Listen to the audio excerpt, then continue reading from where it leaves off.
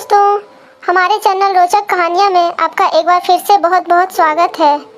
कैसे हैं आप सब? उम्मीद करती हूँ कि आप स्वस्थ और मस्त होंगे। तो चलिए हम आज की कहानी शुरू करते हैं। शादी के बाद जब अंजू पहली बार ससुराल आई तो प्रवीण को पति के रूप में पाकर अंजू के सारे सपने चूर चूर हो गए, क्योंकि उसके पति प्रवीण का रंग सांवला और कद नाटा था। वह अंजू से उम्र में भी काफ़ी बड़ा था।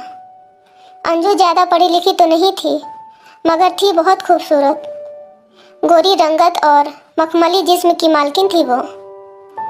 उसने खूबसूरत फिल्मी हीरो जैसे पति की कल्पना की थी, लेकिन अंजू की सोच के विपरीत उसके पति का रंग रूप था। प्रवीण सीधा साधा और नेक इंसान था। वह अंजू से बहुत प्यार करता था और उसे खुश रखने के लिए अच्छे अच्छे तोहफे लाता था, मगर अंजू मुंह बिचका कर तोहफे को एक ओर रख देती। वह हमेशा तनाव में रहती। उसे पति के साथ घूमने फिरने में भी बहुत शर्म आती थी। अंजू तो अपने देवर रोहित पर फिदा थी। पहली नज़र में ही वह उसकी दीवानी हो गई थी। रोहित अंजू का हम उम्र भी था और खूबसूरत भी। अंजू को लगा कि उसके सपनों का राजकुमार तो रोहित ही है। प्रवीण की नई नई नौकरी थी। उसे बहुत कम फुर्सत मिलती थी। अक्सर वह घर से बाहर ही रहता था। ऐसे में अंजू को देवर का साथ बेहद भाता। वह उसके साथ खूब हंसी मजाक करती। अपने देवर को रिझाने के लिए अंजू उसके इर्द गिर्द मंडराती रहती। जानबूझकर वह साड़ी का पल्लू सरका कर रखती। उसके गोरे खूबसूरत बदन को रोहित जब चोर निगाहों से घूरता तो अंजू के दिल में शहनाइयाँ बज उठती।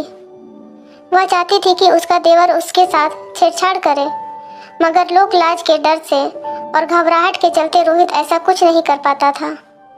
अपने देवर की तरफ से कोई पहल न होते देख अंजू उसके और भी करीब आने लगी। वह उसका खूब ख्याल रखती। बातों बातों में वह रोहित को छेड़ने लगी। कभी उसके बालों को हाथ से फेरती तो कभी बदन को सहलाती। कभी चिकोटी काटकर खिलखिलाने लगती तो कभी उसके हाथों को अपने सीने पर रखकर कहती, देवर जी देखो मेरा दिल कैसे धक धक कर रहा है। जवान और खूबसूरत भाभी की मोहक अदाओं से रोहित के मन के तार झंझना उठे। उसके तन बदन में आग सी लग जाती। वह भला कब तक खुद को रोके रखता। धीरे धीरे वह भी खुलने लगा। देवर भाभी एक दूसरे से चिपके रहने लगे। दोनों खूब हंसी ठिठोली करते और एक दूसरे की चुहलबाजियों से बहुत खुश होते। अपने हाथों से एक दूसरे को खाना खिलाते, साथ साथ घूमने जाते। कभी पार्क में समय बिताते तो कभी सिनेमा देखने जाते। एक दूसरे का साथ उन्हें अपार सुख से भर देता। दोनों की नज़दीकियां बढ़ने लगी। देवर के प्यार से भाभी को बेहद खुशी मिलती। हंसती खिलखिलाती अंजू को रोहित अपने बाहों में भरकर चूम लेता तो कभी गोद में उठा लेता। कभी उसके सीने पर सिर रखकर रोहित कहता, इस दिल में अपने लिए जगह ढूंढ रहा हूँ, मिलेगी क्या? चलो देवर जी फिल्म देखने चलते हैं। एक दिन अंजू बोली, हाँ भाभी चलो, अंतरा टॉकीज में नई फिल्म लगी है। रोहित खुश होकर बोला और कपड़े बदलने के लिए अपने कमरे में चला गया। अंजू कपड़े बदलने के बाद आईने के सामने खड़ी होकर बाल संवारने लगी। अपना चेहरा देखकर वह खुद से ही शर्मा गई। बन ठन कर जब वह निकली तो उसका देवर उसे देखता ही रह गया। तुम इस तरह क्या देख रहे हो देवर जी? तभी अंजू इठलाते हुए हंसकर बोली। अचानक रोहित ने अपनी भाभी को पीछे से बाहों में भर लिया और उसके कंधे को चूम कर बोला, बहुत खूबसूरत लग रही हो भाभी। काश हमारे बीच यह रिश्ता न होता तो कितना अच्छा होता। अच्छा तो तुम क्या करते? अंजू शरारत से बोली। मैं झटपट शादी कर लेता और रोज सुहागरात मनाता। रोहित ने कहा। धत, अंजू शर्मा गई, लेकिन उसके होठों पर मादक मुस्कान बिखर गई। देवर का प्यार जताना उसे बेहद अच्छा लगा। खैर वे दोनों फिल्म देखने चल पड़े।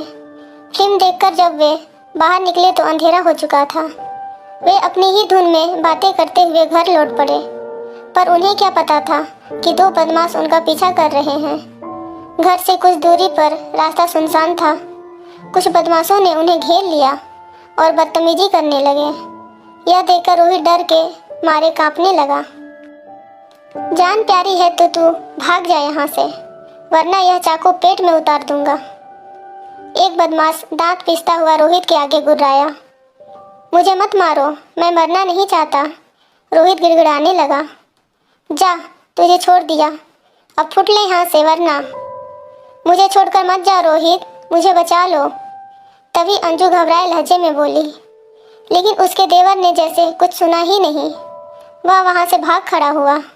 सारे बदमाश हाँ हाँ करके हंसने लगे। अंजू उनकी कैद से छूटने के लिए छटपटा रही थी, पर उसका विरोध काम नहीं आ रहा था। बदमाश अंजू को अपने चंगुल में देखकर उसे छेड़ते हुए जबरदस्ती खींचने लगे। वे उसके कपड़े उतारने की फिराक में थे। बचाओ बचाओ, अंजू चीखने लगी। चीखो मत मेरी जान, गला खराब हो जाएगा। तुम्हें बचाने वाला यहाँ कोई नहीं है, तुम्हें हमारी प्यास बुझानी होगी। एक बदमाश बोला। हाय, कितनी सुंदर हो, मज़ा आ जाएगा। तुम्हें पाने के लिए हम कब से तड़प रहे थे। दूसरे बदमाश ने हंसते हुए कहा। बदमाशों ने अंजू का मुंह दबोच लिया और उसे घसीटते हुए ले जाने लगे। अंजू की घुटी घुटी चीख निकल रही थी। वह बेबस हो गई थी। इत्तेफाक से प्रवीण अपने दोस्त जय के साथ उसी रास्ते से गुजर रहा था।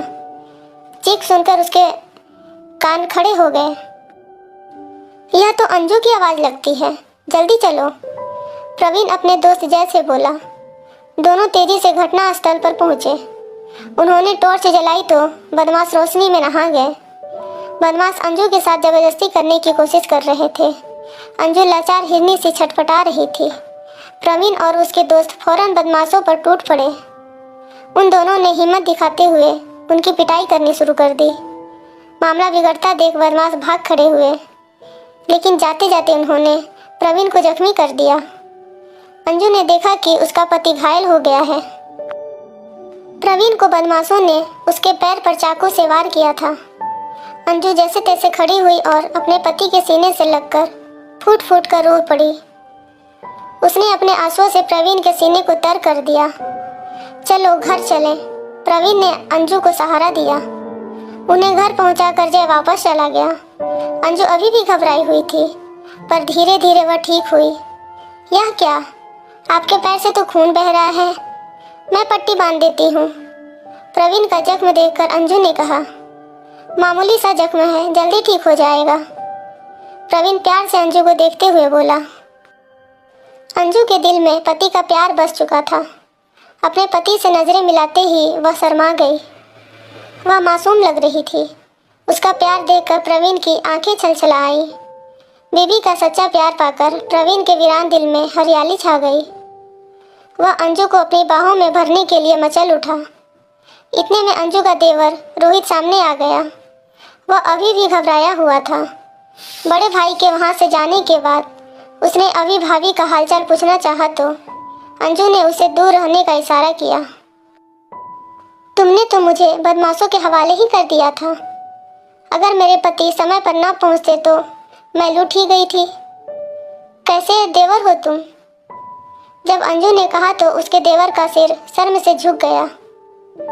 इस एक घटना ने अंजू की आंखें खोल दी थी। उसे अब अपनी घटिया करतूत पर बहुत शर्म आ रही थी। मन ही मन उसने कसम खाई कि अब वह अपने देवर से नाजायज संबंध नहीं रखेगी। अंजू को अपना पति ही सच्चा हमदर्द लग रहा था। वह अपने पति के पास कमरे में चली गई और दरवाज़ा बंद कर लिया। दोस्तों, आपको ये कहानी कैसी लगी प्लीज़ कमेंट में बताइएगा। और ऐसी ही रोचक कहानियाँ देखने और सुनने के लिए हमारे चैनल को लाइक, शेयर एंड सब्सक्राइब जरूर करें। Thank you.